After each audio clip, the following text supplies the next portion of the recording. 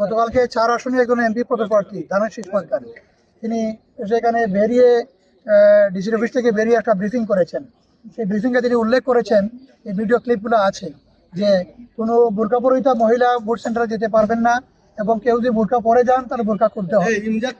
এতে করে আমরা যেটা আশঙ্কা করছি যে পর্দানশীল মহিলারা অনেকে বোরকা খোলার কারণে, তাদের বাণিজ্যতার কারণে বোরকা সেখানে যাবেন না। এই বিষয়টা আমরা অবহিত করেছি এবং প্রশাসনের এই ব্যাপারে ভূমিকা কি সেটা জানতে চেয়েছি। প্রশাসন আমাদেরকে বলেছেন না, এই ব্যাপারে কোনো বিধিনিষেধ নাই, বোরকা পরে সকল মহিলারা ভোট সেন্টারে আসতে পারবেন। যদি কারো ব্যাপারে সন্দেহ হয়, নেকাব পরা থাকে, মহিলা পোলিং এজেন্টরা এটা দেখবে এখানে খোলার কোনো বিষয় নাই। এবং তিনি নির্বাচন ব্যাপারে কোনো সংশ্লিষ্ট ব্যক্তি নয়, তারই বক্তব্যটা যথার্থ নয়। অতএব আমরা সেখানে এই বিষয়টাই জাতিকে অবহিত করার জন্য আমরা বলেছি।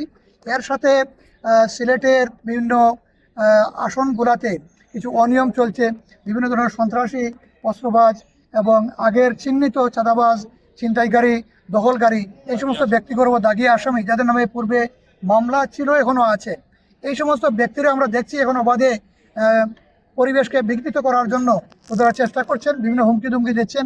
তাদের ব্যাপারে প্রশাসনের সুস্পষ্ট একটা নীতিমালা কি হবে এটা আমরা জানতে আসছিলাম। যে এখনো আমরা দেখি নাই কোনো ছিনতাইকারীকে, যারা চিহ্নিত দাগি, একটি দলের আশ্রয়ে এরা কিন্তু দাঙ্গা হাঙ্গামা করতে পারে, এবং আইন শৃঙ্খলা বাহিনী তাদের ব্যাপারে কোনো উদ্যোগ নিয়েছেন বলে আমাদের কাছে দৃশ্যমান হয় নাই। এটা আমরা বলে এসেছি, এই ব্যাপারে কার্যকরী ব্যবস্থা নেওয়ার জন্য।